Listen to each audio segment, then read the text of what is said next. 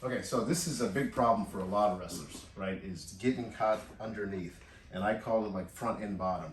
If I'm a shooter, just kind of come up like this. If I'm a shooter and I take shots and I don't get the leg, they're going to cover me.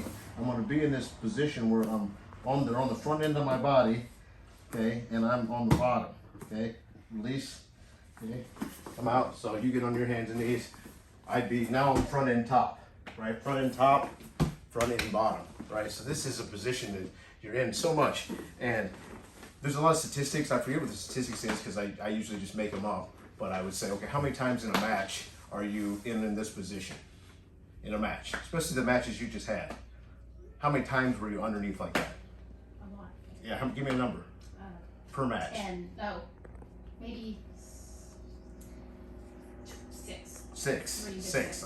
Great. So let's call it 5 just for simplicity's sake, okay? 5 times. Okay, let's say you have 40 matches in a season. How many times are you in that position?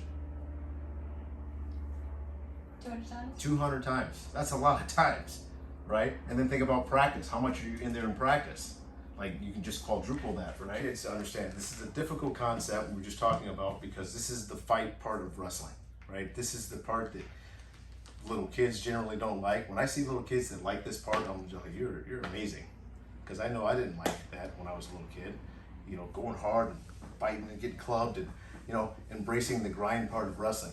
But this concept of when you feel weight on you, you don't like try to get away from the weight unless you're cutting a corner, right? And even to do that, you still have to drive the weight. I have to drive the weight. I can't back away from the weight.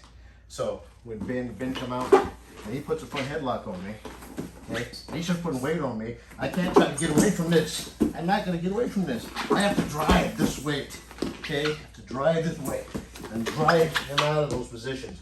Whether I'm coming up to my feet, you know, if I like I'm on a single leg, and he's got a whizzer. There you go, whizzer. Turn your hip. There you go, whizzer. And when I feel that, he's trying to sprawl your leg away from me. Slide away. I gotta drive that weight. I gotta drive that weight. So it's a concept too that applies to so many positions in wrestling. When you feel weight on you, you know, the natural reaction for normal people is to just go away from that weight. Oh, that's heavy. Get away from it.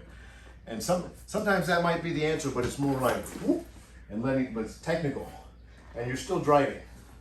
Typically, you're not. You know, there is some retreating, and every rule is made to be broken in wrestling, right? So it's not always, but generally, you drive weight. You don't pull weight. If I'm on a single, pulling it into me is not the answer. If I drive, I can pull as long as I'm driving too, and now that's even better. But I'm not going to pull weight on me, I'm going to drive the weight off of me. And if I can get that concept intellectually and then practice it and then just make it happen in matches, I practice it in practice, so I recognize it where I'm in a position where I can drive or pull, and I drive, and I make the decision to drive, I make the right decision, and I make that right decision again and again. And then you get in a match, and it just happens. It just happens. You just make the right decision. So hey, drive the weight.